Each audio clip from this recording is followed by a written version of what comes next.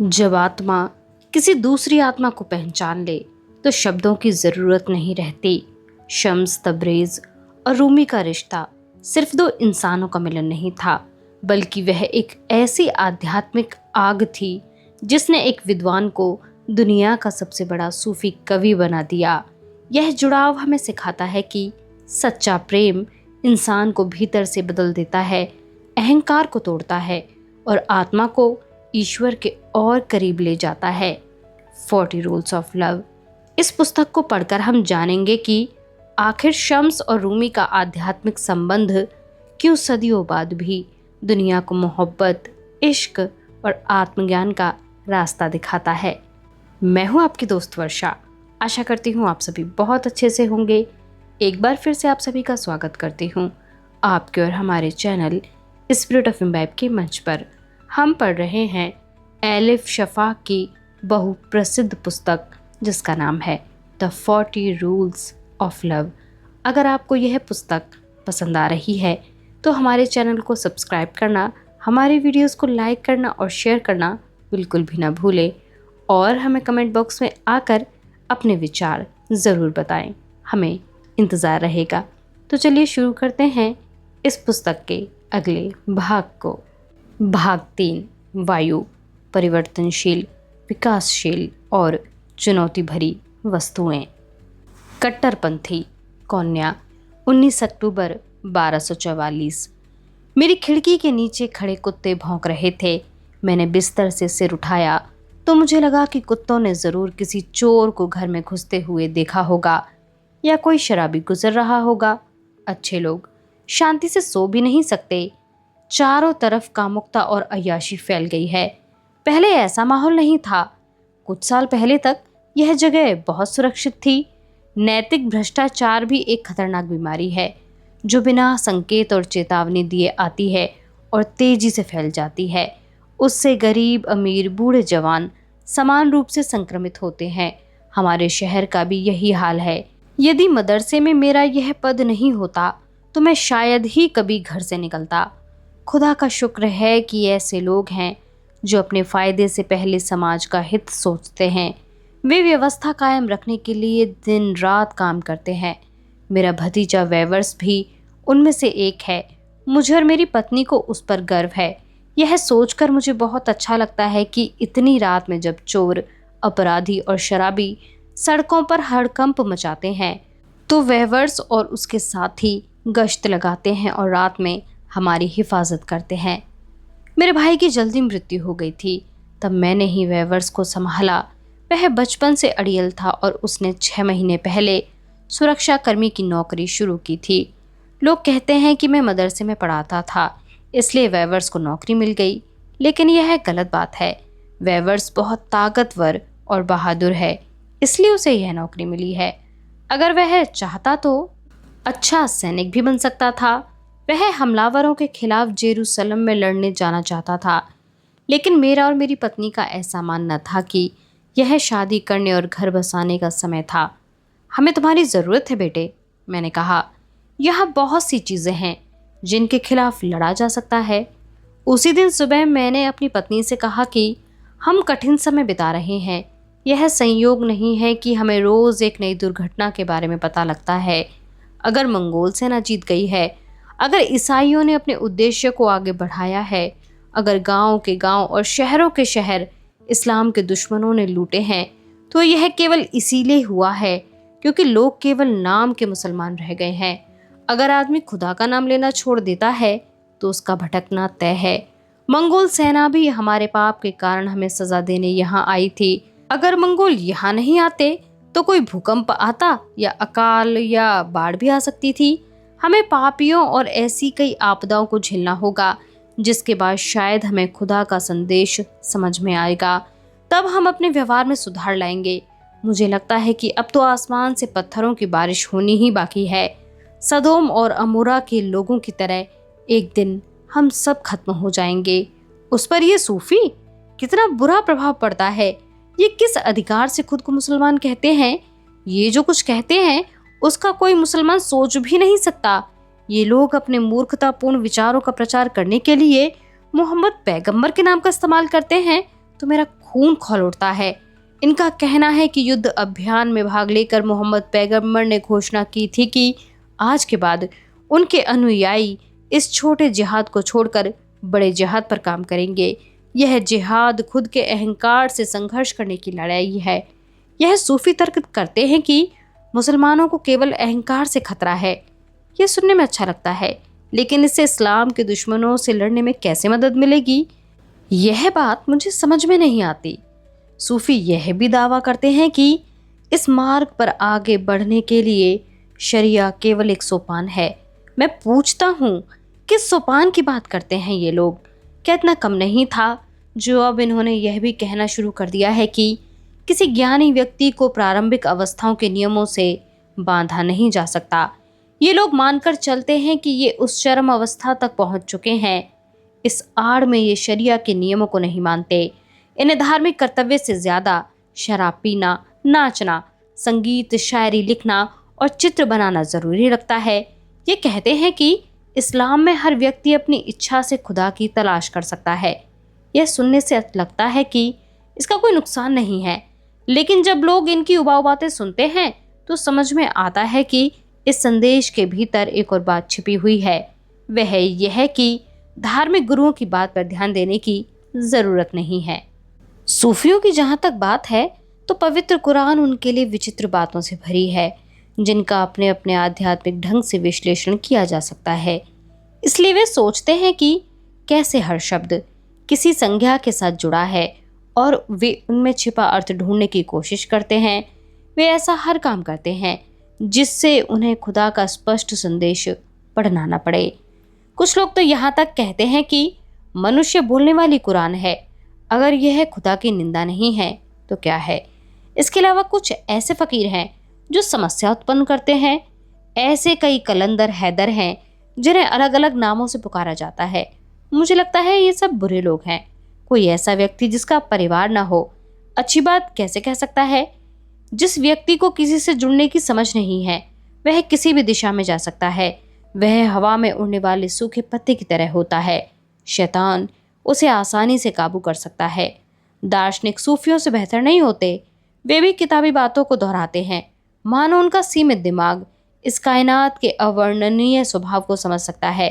एक कहानी है जो दार्शनिक और सूफियों के बीच के षड्यंत्र की ओर संकेत करती है। एक दार्शनिक की एक फकीर से मुलाकात हुई। दोनों में तुरंत दोस्ती हो गई। उन्होंने कई दिनों तक लगातार बात की। वे एक दूसरे के वाक्यों को पूरे करते रहे। अंत में जब दोनों अलग हुए तो दार्शनिक ने सूफी से कहा, मुझे जो पता है उसे यह देख सकता है। फिर सूफी ने दार्शनिक के लिए कहा, मैं जो कुछ देख सकता हूँ उसे यह जानता है। इस तरह सूफी को लगता है कि वह देख सकता है और दार्शनिक समझता है कि उसे सब पता है। मेरी नज़र में उन्हें न दिखाई देता है और न ही समझ आता है। क्या उन्हें यह छोटी सी बात समझ में नहीं आती कि हम साधारण और सीमित क्षमता वाले मनुष्य हैं? हमें जितनी जानकारी है उससे ज़्यादा की अपेक्षा नहीं करनी चाहिए। एक मनुष्य को खुदा के बारे में थोड़ी जानकारी हो सकती है, बस, इससे ज़्यादा और कुछ नहीं।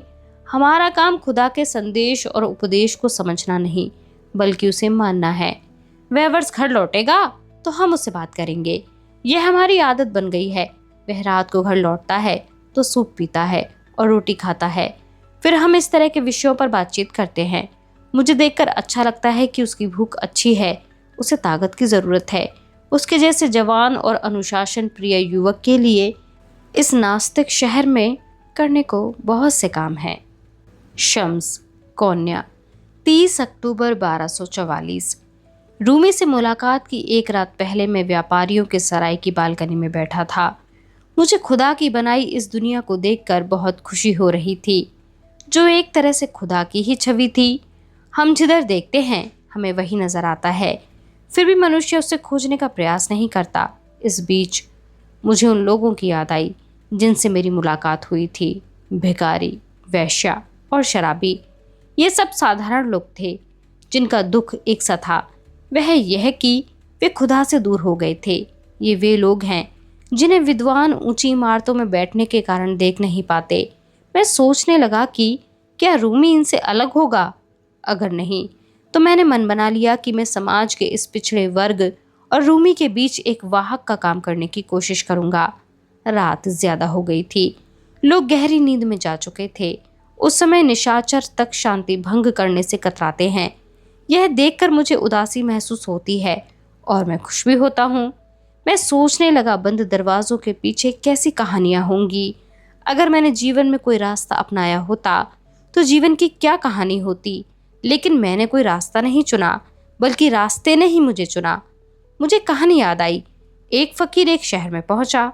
वहां के लोग अजनबियों पर विश्वास नहीं करते थे। सबने फकीर से कहा, यहाँ से चले जाओ, यहाँ तुम्हें कोई नहीं जानता। फकीर ने शांतिपूर्वक उनसे कहा, हाँ यह सही है, लेकिन मैं तो खुद को जानता हूँ। मेरा विश्वास करो, अगर यह बात उल्टी होती तो और ज्यादा खतरनाक हो सकती थी। अगर मैं खुद को जानता हूँ तो सब ठीक हो सकता है। जो खुद को जानता है वह सब जानता है। चांदनी का प्रकाश मुझ पर पड़ रहा था। अचानक हल्की बारिश होने लगी। मैं इस शानदार क्षण के लिए खुदा को धन्यवाद दे रहा था। मैंने खुद को ऊपर वाले के भरोसे छोड़ दिया। एक बार फिर जीवन की दुर्बलता और क्षणभंगुरता मुझ पर हावी हो गई थी। तभी मुझे एक नियम याद आया, जीवन अस्थायी है। यह संसार कुछ नहीं बल्कि सच्चाई का मात्र चित्र है। केवल बच्चे खिलौने को असल समझने की भूल करते हैं। फिर भी मनुष्य या तो इस खिलौने से दिल लगा बैठता है या नाराज होकर इसे तोड़कर फेंक देता है। इसलिए जीवन में किसी छोर पर रहने से बचना चाहिए। इससे भीतर का संतुलन बिगड़ जाता है।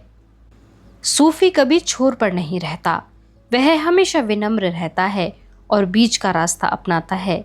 कल सुबह मैं मस्जिद में रूमी को सुनूंगा। सब लोग कहते हैं कि वह बहुत अच्छे उपदेश देता है। वक्ता का मापदंड तो श्रोता ही तय करते हैं। रूमी के शब्द किसी सुंदर बगीचे के समान हो सकते हैं, जहां सब तरह के फूल हैं, लेकिन यह बगीचे में आने वाले व्यक्ति पर निर्भर करता है कि वह उनमें से क्या चुनता है।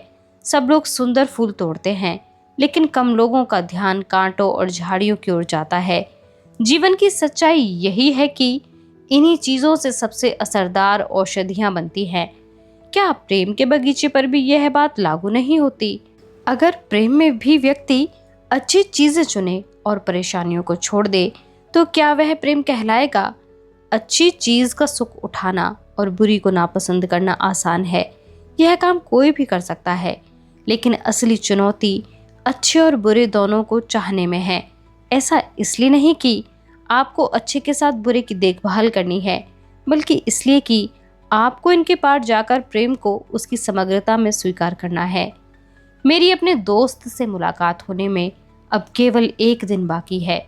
मुझे नींद नहीं आ रही है। रूमी, हे शब्दों और अर्थों की दुनिया के बादशाह, जब तुम देखोगे तो क्या तुम मुझे पहचान सकोगे? मुझे देखना।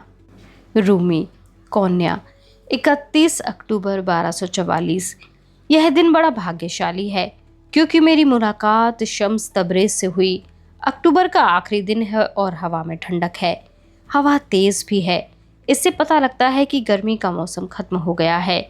उस दिन दोपहर को भी मस्जिद भीड़ से भरी थी। बहुत ज्यादा लोग होते हैं तो मैं यह ख्याल रखता हूँ कि मुझे अपने दर्शकों को न भूलना है और ना ही उनके बारे में सोचना है। इसका एक ही तरीका है कि मैं भीड़ को एक व्यक्ति समझता हूँ। हर सप्ताह सैकड़ों लोग मुझे सुनने आते हैं, लेकिन मैं केवल एक ही व्यक्ति से बात करता हूँ। जो मुझे सुनता है उसके दिल में मेरे शब्द गूंजते हैं। मैं मस्जिद से बाहर निकला तो मेरा घोड़ा तैयार खड़ा था। घोड़े के अयाल पर सोने चांदी की छोटी छोटी घंटियां बंधी थी। उसके हर उठते कदम पर मुझे घंटियों की आवाज़ सुनना अच्छा लगता था। रास्ते में बहुत लोग मिलते थे, इसलिए तेज चलना मुश्किल था। हम धीरे धीरे दुकानों और घरों के आगे से निकलते थे। लोगों के शोर शराबे के साथ बच्चों के रोने और भिखारियों के चिल्लाने की आवाज़ें कानों में पड़ती रहती थीं। अधिकतर लोग चाहते थे कि मैं उनके लिए इबादत करूं। कुछ लोग केवल मेरे नज़दीक रहना चाहते थे। कुछ ऐसे भी थे जिनकी ज़्यादा बड़ी अपेक्षाएं थीं। वे चाहते थे कि मैं उन्हें असाध्य बीमारी या बुरी आत्मा के प्रभाव से मुक्त कर दूं। इन लोगों की मुझे चिंता होती थी। मुझे नहीं पता कि ये लोग क्यों नहीं समझते कि कोई पैगंबर या सन्यासी चमत्कार नहीं कर सकता। हम एक सड़क के मोड़ से जैसे ही शक्कर के व्यापारियों के सराय तक पहुंचे तो भीड़ में से आगे बढ़ते हुए एक फकीर नजर आया। वह सीधा मेरी तरफ चला आ रहा था। उसके आभा मंडल में आत्मनिर्भरता की चमक थी। उसके शरीर पर बाल नहीं थे, दाढ़ी नहीं थी। उसका चेहरा सब देख सकते थे, लेकिन उसके मन का भाव पढ़ना मुश्किल था। मैं उसके बाहरी रूप को देखकर आश्चर्यचकित नहीं हुआ। मैंने इतने सालों में कौन्या से गुजरने वाले बहुत से फकीरों को खुदा की तलाश में जाते हुए देखा था। उनके शरीर पर टैटू, कानों में बालियां, यहाँ तक कि नाक में भी बाली होती थी, लेकिन उनमें से ज़्यादातर लोगों का व्यवहार अच्छा नहीं था। उनके बाल बहुत लंबे थे या बिल्कुल नहीं थे। कुछ कलंदरों ने तो जुबान और स्तनाग्र बींद कर उनमें भी बालियां पहनी हुई थीं। मैंने जब इस फकीर को पहली बार देखा तो मुझे उसके बाहरी रूप को देखकर आश्चर्य नहीं हुआ, लेकिन उसकी नज़र में कुछ अलग बात थी। उसकी काली आंखें धारदार चाकू की तरह मुझे देख रही थी। वह सड़क के बीच में अपने हाथ फैलाए खड़ा था, मानो केवल जुलूस को ही नहीं बल्कि समय के प्रवाह को भी रोक देगा। मुझे अपने शरीर में झटका महसूस हुआ। अचानक वह एक तरह का सहज बोध था। मेरा घोड़ा भी घबराकर हिनहिनाने लगा। मैंने उसे शांत करने की कोशिश की, लेकिन उसकी घबराहट कम नहीं हुई। वह फकीर मेरे घोड़े के नज़दीक आया। फिर उसने घोड़े के कान में कुछ कहा। घोड़े की सांस तेज चलने लगी। फिर फकीर ने अपना हाथ उठाया और वह बिल्कुल शांत हो गया। यह देखकर भीड़ हैरान रह गई। मैंने किसी को कहते सुना, यह काला जादू है। आसपास खड़े लोगों से अनजान फकीर बहुत ध्यान से मेरी ओर देख रहा था और फिर वह बोला, पूर्व और पश्चिम के महान विद्वान, मैंने तुम्हारे बारे में बहुत सुना है। इजाजत हो तो मैं तुमसे एक सवाल पूछना चाहता हूँ। पूछो, मैंने धीरे से कहा। उसके लिए तुम्हें घोड़े से उतरकर मेरे साथ नीचे खड़े होना होगा। यह सुनकर मैं हैरान रह गया। मुझे कुछ नहीं सूझा। आसपास खड़े लोग भी आश्चर्यचकित थे। इससे पहले मुझसे किसी ने भी इस तरह बातचीत नहीं की थी। मेरा चेहरा लाल हो गया। मुझे भीतर से चिढ़ महसूस हो रही थी, लेकिन मैंने उसे किसी तरह नियंत्रित किया। फिर मैं घोड़े से नीचे उतरा तो फकीर अचानक मुड़कर जाने लगा। रुको, मैंने उसे पुकारा, मैं तुम्हारा सवाल सुनना चाहता हूँ। वह रुक गया और मुड़कर मुस्कुराने लगा। अच्छी बात है, मुझे बताओ कि मोहम्मद पैगंबर और सूफी बिस्तामी में से बड़ा कौन है? यह कैसा सवाल है? मैंने कहा, तुम एक सम्मानजनक पैगंबर की तुलना एक अनजान सूफी से कैसे कर सकते हो? हमारे आसपास बहुत से लोग एकत्रित हो गए थे, लेकिन फकीर ने किसी पर ध्यान नहीं दिया। वह मुझे ध्यान से देखता रहा और फिर बोला, इस पर थोड़ा विचार करो। क्या पैगंबर ने यह नहीं कहा था कि हे खुदा, मुझे माफ कर दो, मैंने आपको उस रूप में नहीं जाना जैसा मुझे जानना चाहिए था। और बिस्तामी का कहना था कि मैं भाग्यशाली हूँ कि मैं अपने अंदर खुदा को लेकर घूमता हूँ। एक व्यक्ति खुदा के सामने खुद को तुच्छ समझता है, जबकि दूसरा इस बात पर गर्व करता है कि वह खुदा को अपने भीतर लेकर चलता है। अब बताओ, दोनों में से महान कौन हुआ? मेरा दिल मानो मेरे गले में आ गया। यह सवाल अजीब नहीं था, बल्कि ऐसा लगा उस पर पड़ा पर्दा हट गया। मेरे सामने एक अजीब सी पहेली थी और फकीर के चेहरे पर एक अजीब सी मुस्कान थी। मैं समझ गया कि वह कोई पागल फकीर नहीं है। उसका सवाल सही था। वह ऐसा सवाल था जिस पर मैंने पहले कभी विचार नहीं किया। मैं समझ सकता हूँ कि तुम क्या कहना चाहते हो, मैंने कहा। मैंने कोशिश की ताकि मेरे अंदर की आवाज़ का कंपन उसे सुनाई न दे। मैं इन दोनों की तुलना करके तुम्हें बताता हूँ। हालांकि सुनने में बिस्तामी की बात ज़्यादा बेहतर लगती है, लेकिन मामला दरअसल उल्टा है। मैं सुन रहा हूँ, फकीर ने कहा। खुदा का प्रेम अनंत सागर की तरह है और मनुष्य उसमें से यथासंभव पानी लेने की कोशिश करता है, लेकिन हमें कितना पानी मिलेगा यह हमारे पात्र के आकार पर निर्भर करता है। कुछ लोगों के बर्तन बड़े होते हैं तो कुछ के पास बाल्टियां होती हैं, जबकि कुछ लोग छोटा सा कटोरा लेकर चलते हैं। मैंने देखा कि यह सुनकर फकीर के भाव बदलने लगे। पहले उसके चेहरे पर व्यंग्य था, लेकिन धीरे धीरे वह धीमी मुस्कान में बदल गया। वह मेरी बात समझ रहा था। बिस्तामी का पात्र छोटा था और उसकी प्यास एक घूंट में ही मिट गई। वह अपनी स्थिति से प्रसन्न था। यह अच्छी बात है कि उसने अपने भीतर बैठे खुदा को पहचान लिया, लेकिन खुदा और आत्मा में कुछ फर्क रहता है। दोनों पूरी तरह नहीं मिल पाते। लेकिन पैगंबर की जहाँ तक बात है, वह खुदा के दूत थे। उनका पात्र कहीं ज्यादा बड़ा था, इसलिए खुदा ने कुरान में पैगंबर से पूछा, क्या तुमने अपने हृदय के द्वार अब तक नहीं खोले हैं? इस तरह उसके दिल का दरवाजा खुल गया, उसका पात्र बड़ा हो गया और प्यास भी बढ़ गई। पैगंबर ने खुदा को जवाब दिया, हमें जिस ढंग से आपको समझना चाहिए हमने आपको वैसे नहीं जाना। हालांकि पैगंबर मोहम्मद खुदा को बाकी लोगों से कहीं ज्यादा समझते थे। यह सुनकर फकीर मुस्कुराने लगा। उसने मुझे धन्यवाद दिया और दिल पर हाथ रखकर मेरा आभार व्यक्त किया। फिर वह कुछ पल उसी मुद्रा में खड़ा रहा।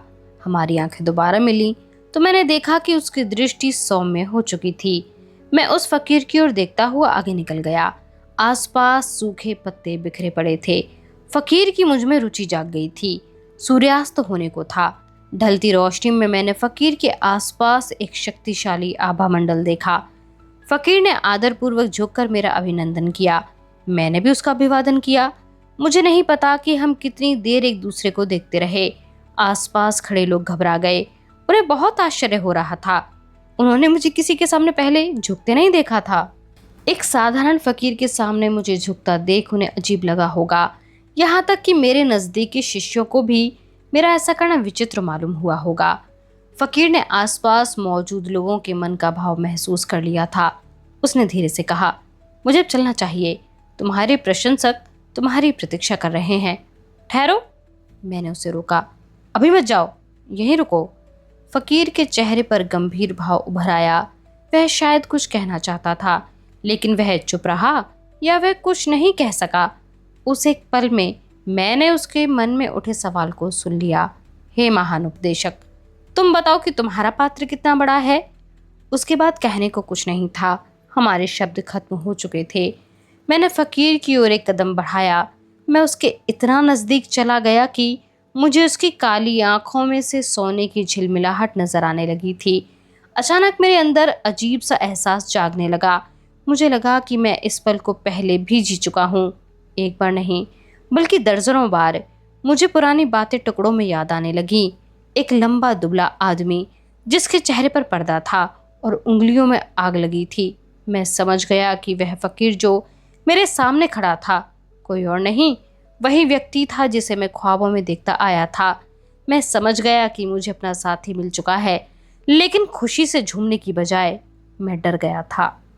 एला, नॉर्थम्पटन, 8 जून 2008। एला के मन में बहुत से सवाल थे, लेकिन उनका जवाब नहीं था। अजीज के साथ उसकी बातचीत के बारे में अनेक बातें थीं, जिन्हें लेकर उसे हैरानी हो रही थी।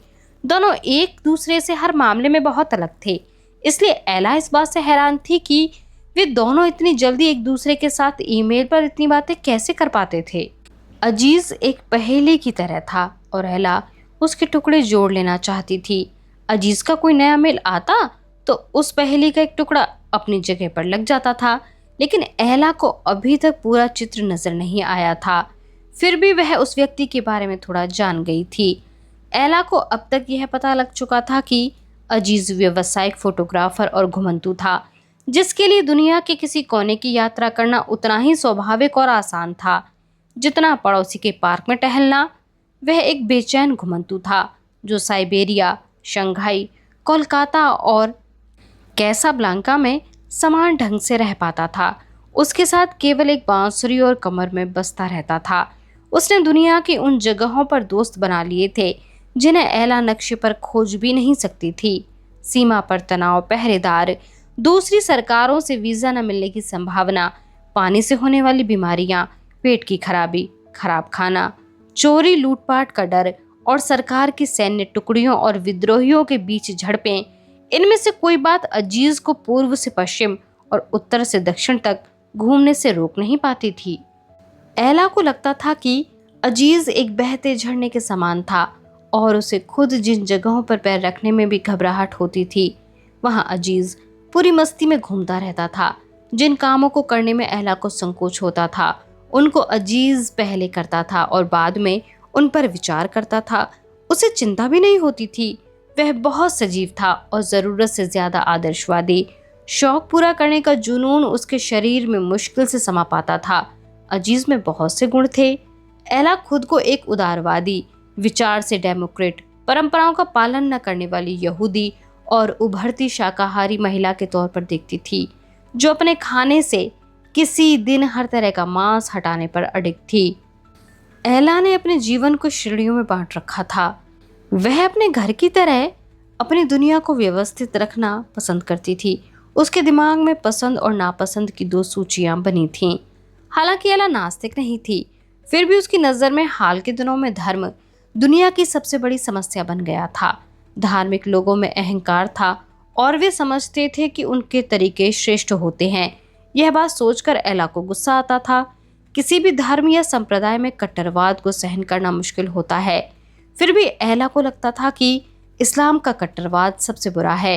परंतु अजीज आध्यात्मिक व्यक्ति था। वह आस्था और धर्म से जुड़े मामलों को गंभीरता से लेता था। किसी भी तरह की समकालीन राजनीति से वह दूरी रखता था और उसे किसी चीज या व्यक्ति से नफरत नहीं थी। वह मांसाहार का शौकीन था और कहता था कि वह किसी भी तरह का पका हुआ कबाब खाने से मना नहीं कर सकता। उसने 70 के दशक के मध्य में नास्तिकता छोड़कर इस्लाम धर्म अपना लिया था। वह प्राय मजाक में कहता था कि उसे यह काम करीम अब्दुल जब्बार के बाद कैस स्टीवन से थोड़ा पहले किया है। इसके बावजूद वह लगभग हर धर्म और देश के सूफी संतों के साथ बैठकर खाना खा चुका था और रास्ते में मिलने वाले लोगों को अपने भाई बहनों की तरह मानता था। अजीज शांति प्रिय और मानवीय दृष्टिकोण वाला व्यक्ति था। उसका मानना था कि सभी धार्मिक लड़ाइयाँ वास्तव में केवल भाषा से संबंधित समस्या के कारण उत्पन्न होती हैं। उसका कहना था कि भाषा ने सत्य को सामने रखने की बजाय उसे छिपाया है, इसीलिए लोग एक दूसरे की बातों का गलत मतलब निकालते हैं। ऐसी दुनिया में जहां हर चीज का गलत अनुवाद होता है, किसी भी विषय पर ज्यादा दृढ़ विचार रखने से कोई लाभ नहीं है, क्योंकि हमारे ऐसे विचार गलत फहमी के कारण बन सकते हैं। व्यक्ति को किसी बात पर ज्यादा अडिग नहीं रहना चाहिए, क्योंकि जिंदा रहने का मतलब ही परिवर्तनशीलता और लचीलापन है। अजीज और एला के बीच की दूरी इतनी ज्यादा थी कि वे दोनों अलग अलग समय पर सोते जागते थे। यह बात शाब्दिक अर्थ और भावार्थ दोनों से ही सही थी। एला के लिए समय का अर्थ भविष्य था। उसका अधिकांश दिन अगले साल, अगले महीने, अगले दिन या अगले मिनट की तैयारी में बीतता था। खरीदारी या टूटी कुर्सी की मरम्मत जैसे छोटे छोटे कामों के लिए भी एला पहले से योजनाएं बनाती थी। वह समय की पाबंद थी और हर काम की सूची बनाती थी। दूसरी तरफ अजीज केवल वर्तमान क्षण में केंद्रित रहता था। उसे उस क्षण के अलावा सब भ्रम लगता था। उसका मानना था कि प्रेम का भविष्य की योजना या अतीत की स्मृति से संबंध नहीं होता। प्रेम केवल वर्तमान क्षण में संभव है। अजीज ने अपने एक ईमेल में एला को यही बात कही थी कि मैं वर्तमान क्षण की सूफी संतान हूँ। एक ऐसी औरत के लिए यह कितनी अजीब बात है, एला ने जवाब में लिखा, जिसने हमेशा अतीत या अपने भविष्य के बारे में विचार किया हो, लेकिन वह अपने वर्तमान क्षण को कभी स्पर्श तक नहीं कर सकी। अलादीन, कोन्या, 16 दिसंबर 1244। यह संयोग है कि उस फकीर की मुलाकात मेरे पिता से हुई तो मैं वहां मौजूद नहीं था। मैं अपने दोस्तों के साथ शिकार पर गया था और अगले दिन वापस लौटा। मेरे आने तक मेरे पिता के साथ शम्स की मुलाकात पूरे शहर में चर्चा का विषय बन चुकी थी। यह फकीर कौन है? रूमी जैसे विद्वान ने उस फकीर को इतनी गंभीरता से क्यों लिया कि वह उसके सामने झुकने तक को तैयार हो गया? मैंने बचपन से लोगों को अपने पिता के सामने झुकते देखा था, कभी इसका उल्टा भी होगा मैंने यह कल्पना तक नहीं की थी। मुझे उम्मीद नहीं थी कि बादशाह या वजीर के अलावा किसी अन्य आदमी के सामने मेरे पिता झुकेंगे, इसलिए मुझे लोगों की बात पर विश्वास नहीं हुआ। मैंने उन्हें नज़रअंदाज कर दिया। मैं घर लौटा और मेरी सौतेली माँ कैरा ने भी इस कहानी की पुष्टि की, जो कभी झूठ नहीं बोलती थी। हाँ, यह बात सच थी। एक फकीर जिसका नाम शम्स तबरेज था ने मेरे पिता को सार्वजनिक रूप से चुनौती दी थी। यही नहीं, वह अब हमारे घर में रहने लगा था। यह कौन अजनबी था जो आकाश से फेंके हुए रहस्यमय उल्कापिंड की तरह हमारे जीवन में घुस आया था? मैं उसे अपनी आंखों से देखने को उत्सुक था।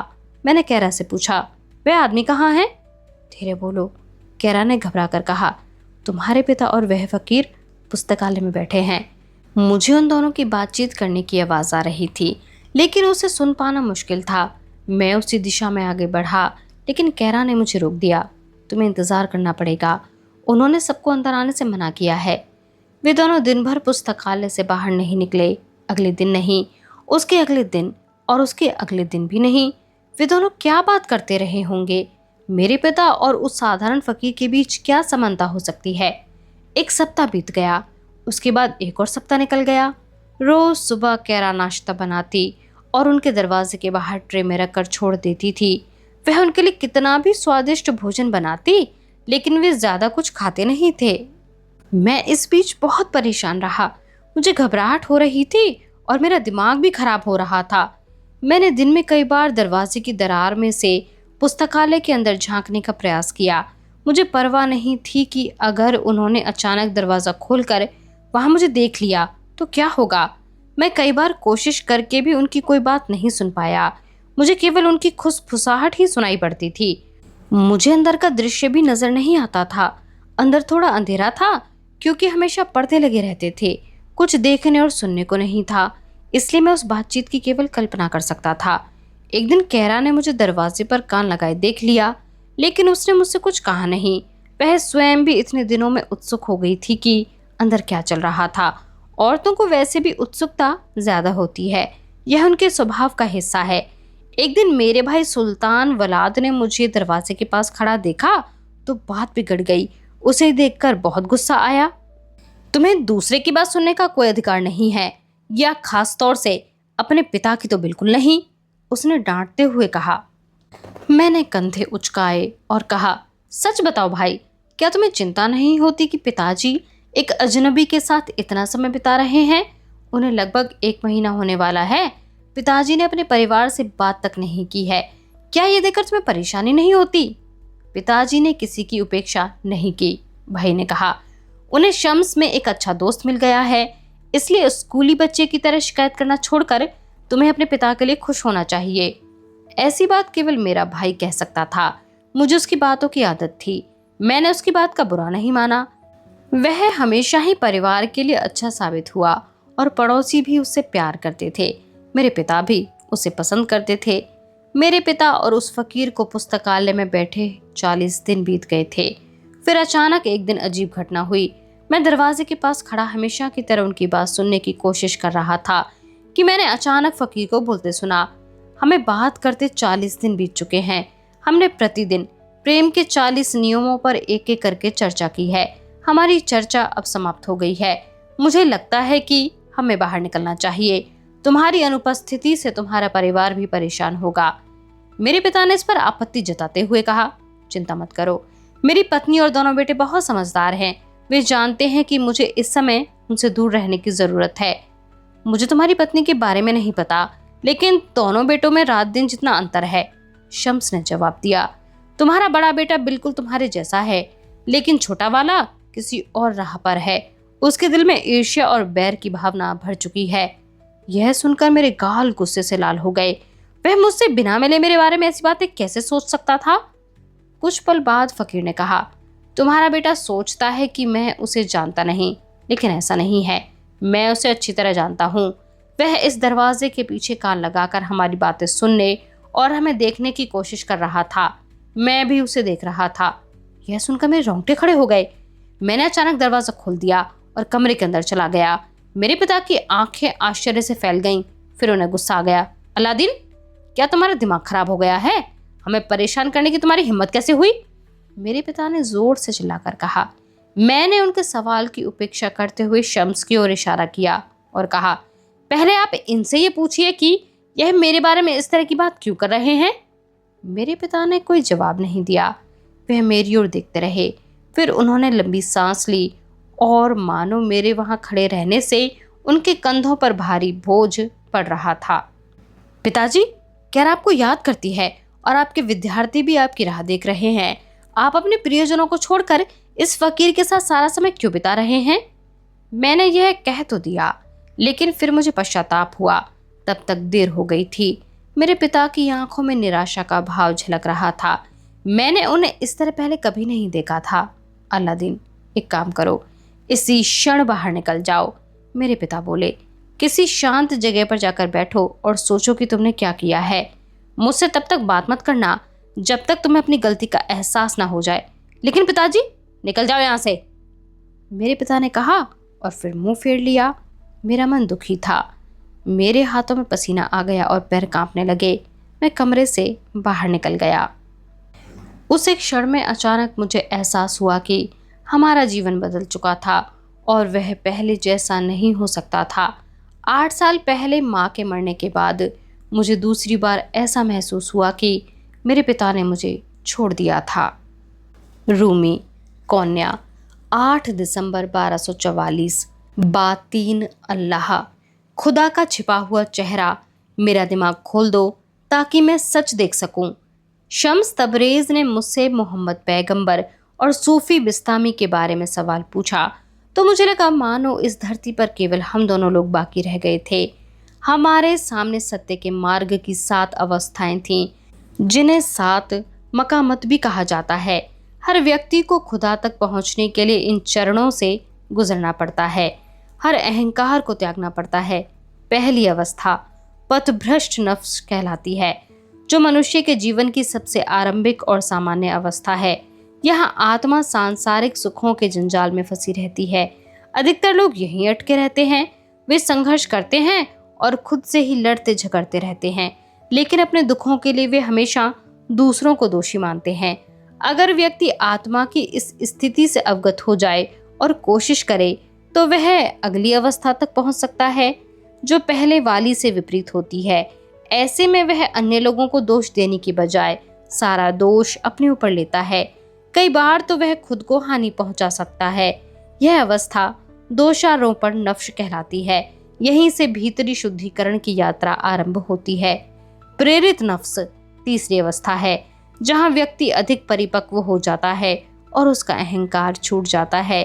इस चरण में व्यक्ति को समर्पण शब्द का सही अर्थ समझ में आता है और वह ज्ञान की घाटी में घूमने लगता है। जो यहाँ तक पहुँच गया, उसके भीतर धैर्य, लगन, ज्ञान और विनम्रता उत्पन्न हो जाती है। उसे दुनिया में नयापन और प्रेरणा नजर आने लगती है।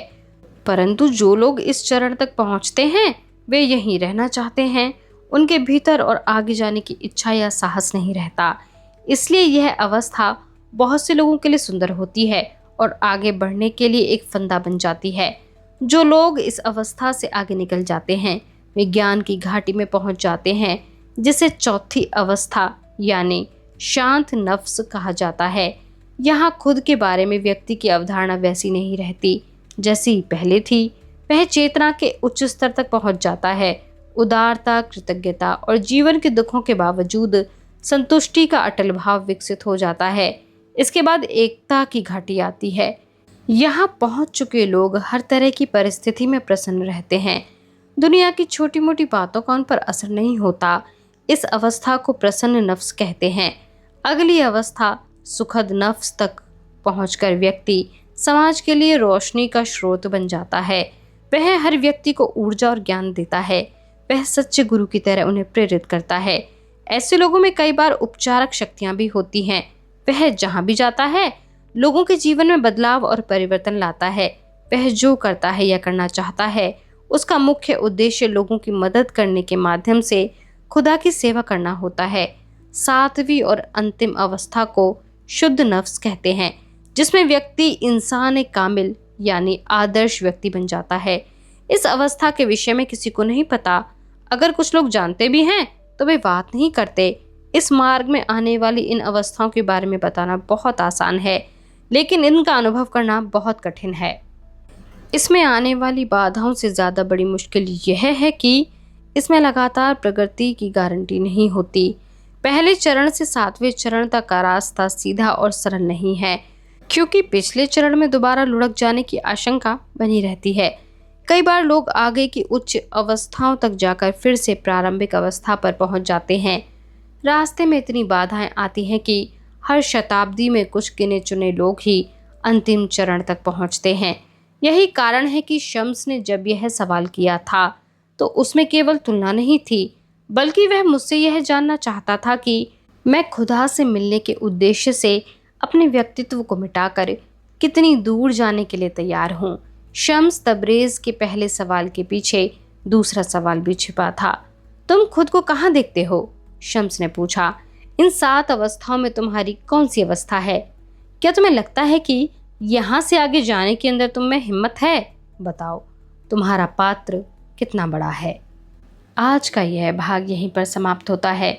आशा करते हैं कि यह पुस्तक आपको बहुत पसंद आ रही हो। आप हमें कमेंट बॉक्स में आकर यह ज़रूर बताएं कि आपको कौन सी पंक्तियों ने सबसे ज़्यादा प्रभावित किया। हमारे साथ बने रहने के लिए, हमें सुनते रहने के लिए आप सभी का बहुत शुक्रिया।